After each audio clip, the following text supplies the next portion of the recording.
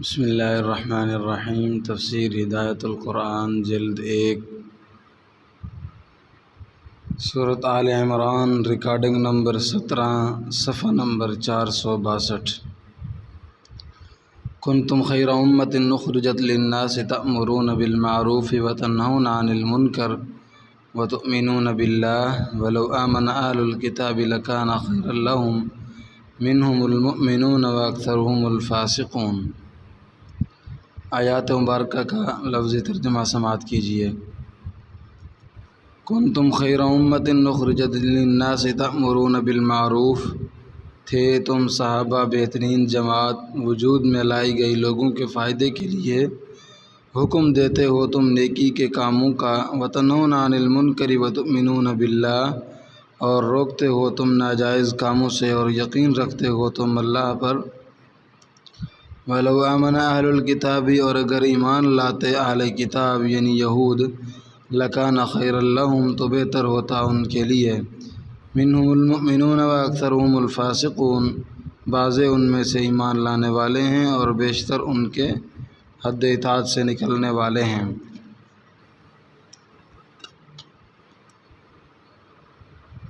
ختم نبوت کے بعد دعوت و ارشاد کی ذمہ داری کون سنبھالے گا؟ صحابہ سنبھالیں گے، پھر جو لوگ صحابہ کے نقش قدم پر ہیں۔ نبوت تو اپنی نہایت کو پہنچ گئی، خاتم النبیین صلی اللہ علیہ وسلم تشریف لے آئے، اب آگے دعوت اسلام اور رشد و ہدایت کی ذمہ داری کون سنبھالے گا؟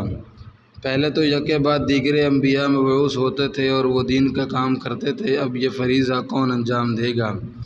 اس آیت میں اس کا جواب ہے کہ آپ صلی اللہ علیہ وسلم کے بعد یہ فریضہ آپ کے صحابہ انجام دیں گے، وہ پوری دنیا میں دین پہنچائیں گے اور وہی مسلمانوں میں دین کی تبلیغ بھی کریں گے، اس لیے کہ وہ بھی نبی صلی اللہ علیہ وسلم کی طرح مبعوث ہیں۔ نبی صلی اللہ علیہ وسلم کی بعثت دوری ہے۔ دلائل رحمۃ اللہ الواسعہ، جلد 2، صفحہ 51 میں ہے، امیین عربوں کی طرف آپ صلی اللہ علیہ وسلم راست مبعوث ہوئے ہیں اور ساری دنیا کی طرف صحابہ کے واسطہ سے مبعوث ہوئے ہیں۔ تفصیل سورۃ الجمعہ کے شروع میں ہے، ہدایت القرآن جلد 8، صفحہ 271۔ اور اللہ نے امت کے اس پہلے طبقہ میں یہ صلاحیت رکھی ہے کہ وہ آباد دنیا تک دین کی دعوت لے کر پہنچیں گے، پھر ان کے بعد چونکہ امت میں کوڑا بھی شامل ہو جائے گا، اس لیے لوگ عقائد و اعمال میں صحابہ کے نقش قدم پر ہوں گے، وہ یہ فریضہ انجام دیں گے اور یہ سلسلہ قیامت تک چلتا رہے گا، اور یہی حضرات خیر امت ہیں۔ علم الہی میں یہ بہترین جماعت تھے۔ اللہ تعالیٰ نے ان کو ریز رو محفوظ رکھا تھا۔ جب سلسلہ نبوت پورا ہوا تو ان لوگوں کی نفع رسانی کے لیے وجود میں لایا۔ وہ لوگوں کو بھلائی کی باتوں کا حکم دیں گے اور بری باتوں سے روکیں گے، اور ان کا اعتماد اللہ پر ہوگا، وہ کسی سے اپنے کام کے صلہ کی امید نہیں رکھیں گے۔ وہ انبیاء کے وارث ہوں گے اور انبیاء کی یہی شان ہوتی ہے۔ کنتم خیر امۃ اخرجت للناس تأمرون بالمعروف وتنہون عن المنکر وتؤمنون باللہ، تم علم الہی میں بہترین امت تھے جن کو لوگوں کے فائدہ رسانی کے لیے وجود میں لایا گیا ہے۔ تم نیک کاموں کا حکم دیتے ہو اور بری باتوں سے روکتے ہو اور اللہ تعالیٰ پر پختہ یقین رکھتے ہو، یعنی کسی سے صلہ کی امید نہیں رکھتے، اللہ ہی سے صلہ کی امید رکھتے ہو۔ یہ آیت صحابہ کے ساتھ خاص ہے اور ان لوگوں کے لیے ہے جو صحابہ جیسے کام کریں۔ حضرت عمر، اس آیت پاک کی تفسیر میں حضرت عمر رضی اللہ تعالیٰ عنہ سے 3 ارشاد مروی ہیں جو درج ذیل ہیں۔ نمبر 1، ابن جریر طبری اور ابن ابی حاتم نے سدی رحمہ اللہ مفسر قرآن تابی سے اس آیت پاک کی تفسیر میں حضرت عمر رضی اللہ تعالیٰ عنہ کا یہ قول نقل کیا ہے، لو شاء اللہ لقال انتم فکنا کلنا، اگر اللہ تعالیٰ چاہتے تو انتم فرماتے، پس اس وقت ہم سب اس آیت کا مصداق ہوتے، ولیکن قال کنتم خاصۃ فی مگر اللہ تعالیٰ نے کنتم فرمایا ہے خاص طور پر صحابہ اصحاب محمد صلی اللہ علیہ وسلم صحابہ کرام کے بارے میں، اور جو لوگ صحابہ کرام جیسے کام کریں وہ بہترین امت ہوں گے۔ ومن صنع مثل صنیعہم، جو لوگوں کی نفع رسانی کے لیے وجود میں لائی گئی ہے، کانوا خیر امت اخرجت للناس۔ نمبر 2، سدی رحمہ اللہ ہی سے ابن جریر اور ابن ابی حاتم رحمہ اللہ نے اس آیت کی تفسیر میں حضرت عمر رضی اللہ تعالیٰ عنہ کا یہ قول بھی نقل کیا ہے۔ قال یکون لاولنا ولا یکون لآخرنا، فرمایا یہ آیت ہمارے اگلوں کے لیے یعنی صحابہ کے لیے ہے اور ہمارے پچھلوں کے لیے نہیں ہے۔ نمبر 3، ابن جریر حضرت قتادہ رحمہ اللہ سے روایت کرتے ہیں، ذکر لنا ان عمر بن الخطاب رضی اللہ عنہ قرأ هذه الآية کنتم خیر امت اخرجت للناس الآية ثم قال یا ایہا الناس من سرہ ان یکون من تلکم الامت فلیعد شرط اللہ منها۔ ہم سے یہ بات بیان کی گئی ہے کہ حضرت عمر رضی اللہ تعالیٰ عنہ نے یہ آیت کنتم خیر امت تلاوت فرمائی، پھر فرمایا کہ جو شخص تم میں سے چاہتا ہے کہ اس امت خیر الامم میں شامل ہو تو چاہیے کہ وہ اللہ کی شرط پوری کرے جو خیر الامم کے لیے یہ آیت میں لگائی گئی ہے۔ حضرت عمر رضی اللہ تعالیٰ عنہ نے مذکورہ بالا تینوں ارشادات کنز العمال جلد 2 صفحہ 375 و 376 میں مذکور ہیں۔ حدیث نمبر ترتیب وار یہ ہیں: 4299 اور 4292 4293۔ حیات الصحابہ عربی جلد 1 صفحہ 17 میں بھی پہلا اور تیسرا اثر مذکور ہے۔ اس کے بعد ایک نحوی قاعدہ جان لیں تاکہ انتم اور کنتم کا فرق واضح ہو سکے۔ انتم خیر امت جملہ اسمیہ خبریہ ہے جو محض ثبوت و استمرار پر دلالت کرتا ہے، اس میں کسی زمانہ سے کوئی بحث نہیں ہوتی۔ مثلا زید قائم، زید کے لیے قیام کے ثبوت و استمرار پر دلالت کرتا ہے، کوئی خاص زمانہ اس میں ملحوظ نہیں۔ اور کنتم خیر امت میں ضمیر کانا کا اسم ہے اور خیر امت مرکب اضافی ہے، کانا کی خبر ہے، اور نحوی قاعدہ یہ ہے کہ کانا اپنے دونوں معمولوں اسم و خبر کے ساتھ اس کے اسم کے اس کی خبر کے مضمون کے ساتھ محض اتصاف پر دلالت کرتا ہے، یعنی کوئی امر زائد اس میں نہیں ہوتا ایسے زمانہ میں جو اس کے صیغہ کے مناسب ہو، اس کے مصدر کے مشتقات میں سے جملہ میں مذکور صیغہ کے مناسب ہو۔ اگر صیغہ فعل ماضی ہو تو زمانہ صرف ماضی ہوگا بشرطے کہ اس کو غیر ماضی کے لیے کرنے والا کوئی لفظ نہ ہو، اور اگر صیغہ خالص فعل مضارع کا ہو تو اس میں حال و استقبال دونوں زمانوں کی صلاحیت ہوگی بشرطے کہ کوئی حرف جیسے لن، لم وغیرہ اس کو کسی ایک زمانہ کے ساتھ خاص نہ کر دیں یا اس کو کسی ماضی کے لیے نہ کر دیں۔ اور اگر صیغہ فعل امر ہو تو اس میں زمانہ استقبال ہوگا، مثلا کان الطفل جاریا، بچہ چلنے لگا، اس وقت کہیں گے جب بچہ زمانہ ماضی میں چلنے لگا ہو، اور یکون الطفل جاریا اس وقت کہیں گے جب چلنا زمانہ حال میں یا مستقبل میں متحقق ہو۔ اور کن جارین سے یہ مطالبہ کیا جاتا ہے کہ مخاطب زمانہ مستقبل میں چلے۔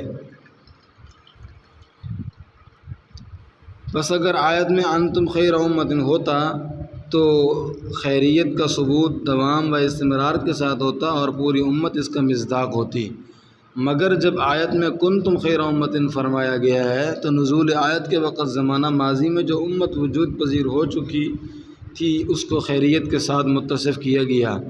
بس صحابہ کرام رضی اللہ عنہم ہی آیت کا مصداق اولی ہوں گے، کیونکہ نزول آیت کے وقت انہی کا تحقق ہو چکا تھا، باقی امت تو ابھی تک وجود پذیر نہیں ہوئی تھی۔ البتہ باقی امت کے وہ افراد جو آیت کی شرط پوری کریں وہ فن اعتبار سے آیت کا مصداق ہوں گے۔ جماعت صحابہ کے لیے حفاظت ضروری ہے، اور جس طرح نبی کے لیے عصمت ضروری ہے کیونکہ اس کے بغیر نبی کے پہنچائے ہوئے دین پر اعتماد نہیں کیا جا سکتا، اسی طرح جماعت صحابہ کے لیے حفاظت ضروری ہے کیونکہ وہ خیر الامم ہیں اور وہ من وجہ مبعوث الی الآخرین ہیں، پس عدالت و حفاظت کے بغیر ان کے پہنچائے ہوئے دین پر اعتماد نہیں کیا جا سکتا۔ اور یہ حکم کلی کے ہر فرد کا ہے، ارشاد نبوی ہے، میرے صحابہ آسمان کے تاروں کی مثال ہیں، ان میں سے جس کی بھی تم پیروی کرو گے منزل مقصود تک پہنچ جاؤ گے۔ یہ حدیث 6 صحابہ سے مروی ہے اور حسن لغیرہ ہے۔ اسی عدالت و حفاظت کا نام صحابہ کا معیار حق ہونا ہے، جن لوگوں کے نزدیک اللہ و رسول کے علاوہ کسی کی ذہنی غلامی جائز نہیں، وہ سخت گمراہی میں ہیں۔ وہ سوچیں ان تک دین صحابہ ہی کے توسط سے پہنچا ہے، اگر وہی قابل اعتماد اور لائق تقلید نہیں تو پھر ان کے دین کی صحت کی کیا ضمانت ہے؟ غرض صحابہ کا طبقہ امت کا ایک ایسا طبقہ ہے جو من حیث الطبقہ یعنی پوری کی پوری جماعت دین کے معاملہ میں مامون و محفوظ ہے، اور وہ ہر اعتقادی گمراہی یا عملی خرابی سے پاک ہے کیونکہ وہ بھی مبعوث ہے۔ بخاری شریف میں روایت ہے کہ ایک اعرابی نے مسجد نبوی میں پیشاب کرنا شروع کر دیا، لوگوں نے اس کو لے لیا تو آپ صلی اللہ علیہ وسلم نے صحابہ سے فرمایا اسے چھوڑو اور اس کے پیشاب پر پانی کی ایک بالٹی ڈال دو، فإنما بعثتم میسرین ولم تبعثوا معسرین، کیونکہ تم آسانی کرنے والے بنا کر ہی مبعوث کیے گئے ہو، تنگی کرنے والے بنا کر مبعوث نہیں کیے گئے۔ بخاری کتاب الوضو حدیث نمبر 220، مشکات باب تطہیر النجاسات حدیث نمبر 491۔ یہ حدیث شریف صحابہ کرام کی بعثت میں بالکل صریح اور دو ٹوک ہے۔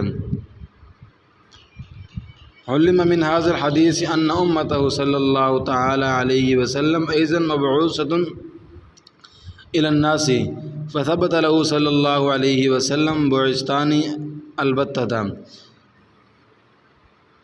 یہود کے لیے بھی خیر امت میں شامل ہونے کا دروازہ کھلا ہے۔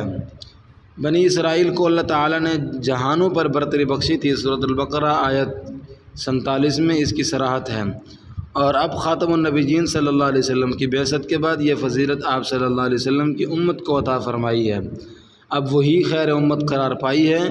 بنی اسرائیل کی فضیلت ختم ہو گئی، مگر ان کے لیے بھی دروازہ کھلا ہے، وہ بھی نبی صلی اللہ علیہ وسلم پر ایمان لا کر بہترین امت میں شامل ہو سکتے ہیں، مگر ان کی صورتحال ناگفتہ بھی ہے۔ کچھ ہی حضرات ایمان لائے ہیں، حضرت عبداللہ بن سلام اور ان کے ساتھی مشرف بن اسلام ہوئے، باقی ان کے بیشتر اللہ کا حکم ماننے کے لیے اور ایمان لانے کے لیے تیار نہیں۔ یہ ان کا قصور ہے، اللہ تعالیٰ نے ان کے لیے بھی دوبارہ فضیلت حاصل کرنے کا دروازہ کھلا رکھا ہے۔ وَلَوْ آمَنَ أَهْلُ الْكِتَابِ لَكَانَ خَيْرًا لَهُم مِّنْهُمُ الْمُؤْمِنُونَ وَأَكْثَرُهُمُ الْفَاسِقُونَ۔ ترجمہ، اور اگر اہل کتاب یہود ایمان لے آئے تو ان کے لیے بہتر ہوتا، ان میں سے بعض ایمان لائے ہیں اور ان میں سے اکثر حد اطاعت سے نکلنے والے ہیں۔ بسم اللہ الرحمن الرحیم۔ لن یضرکم الا اذی وان یقاتلوکم یولوکم الادبار ثم لا ینصرون۔ ضربت علیہم الذلۃ اینما ثقفوا الا بحبل من اللہ وحبل من الناس وباءوا بغضب من اللہ وضربت علیہم المسکنہ ذلک بانہم کانوا یکفرون بآیات اللہ ویقتلون الانبیاء بغیر حق ذلک بما عصوا وکانوا یعتدون۔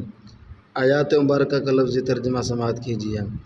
لن یضرکم الا اذی وان یقاتلوکم یولوکم الادبار، ہرگز ضرر نہیں پہنچائیں گے وہ تم کو مگر ستانا، اور اگر لڑیں گے وہ تم سے، پھیریں گے وہ تم سے پیٹھوں کو، ثم لا ینصرون، پھر نہیں مدد کیے جائیں گے وہ۔ ضربت علیہم الذلۃ اینما ثقفوا الا بحبل من اللہ وحبل من الناس وباءوا بغضب من اللہ وضربت علیہم المسکنہ۔ ماری گئی ان پر ذلت رسوائی جہاں بھی پائے جائیں وہ مگر رسی سے اللہ کی اور رسی سے لوگوں کی، اور لوٹے وہ غصہ کے ساتھ اللہ کے، اور ماری گئی ان پر حاجت مندی۔ ذالک بانہم کانوا یکفرون بآیات اللہ ویقتلون الانبیاء بغیر حق، یہ بات وہی وجہ ہے کہ وہ انکار کیا کرتے تھے اللہ کی باتوں کا اور قتل کرتے تھے نبیوں کو ناحق۔ ذالک بما عصوا وکانوا یعتدون، یہ بات ان کی نافرمانی کی وجہ سے ہے اور وہ حد سے نکل جاتے ہیں۔ فاسق یہودیوں کا تذکرہ وہ مسلمانوں کا کچھ نہیں بگاڑ سکتے۔ فرمایا تھا وَأَكْثَرُهُمُ الْفَاسِقُونَ، اگر یہودی حد اطاعت سے نکل جانے والے ہیں، یعنی اللہ کا یہ حکم ماننے کے لیے تیار نہیں کہ نبی صلی اللہ علیہ وسلم پر ایمان لاؤ۔ مدینہ میں یہود کے 3 قبائل تھے، بنو نذیر، بنو قریظہ، بنو قینقاع، اور مدینہ کے قریب خیبر میں بھی یہود آباد تھے۔ ان کے پاس مضبوط قلعے، گھنے باغات، وسیع کاروبار، مال و دولت کا ڈھیر تھا۔